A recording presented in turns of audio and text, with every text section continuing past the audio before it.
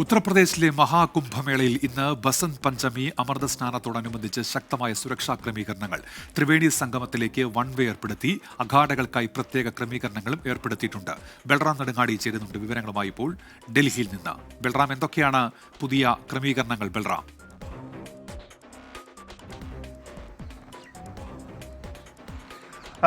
ഉന്മേഷ്, ഇന്ന് ബസന്ത് പഞ്ചമിയോടനുബന്ധിച്ച് ശക്തമായ സുരക്ഷാ ക്രമീകരണങ്ങൾ കുംഭമേളയിൽ ഒരുക്കിയിട്ടുണ്ട്.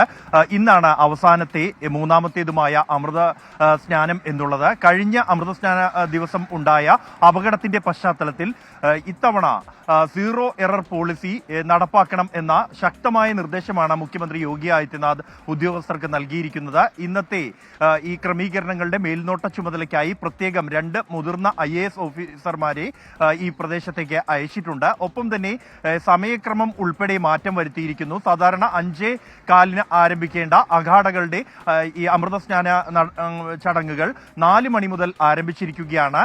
അഖാഡകളുടെ അമൃതസ്നാനം പൂർത്തിയാക്കിയ ശേഷം മാത്രമായിരിക്കും മറ്റ് പൊതുജനങ്ങൾക്ക് ഉൾപ്പെടെ ത്രിവേണി സംഗമത്തിൽ അമൃതസ്നാനത്തിനായി അവസരമുണ്ടാവുക. കൂടാതെ ഈ അഖാഡകളിൽ നിന്നുള്ള സ്നാനത്തിനുള്ള വഴികൾ അത് പൂർണ്ണമായും അടച്ച് കെട്ടിയിരിക്കുകയാണ്.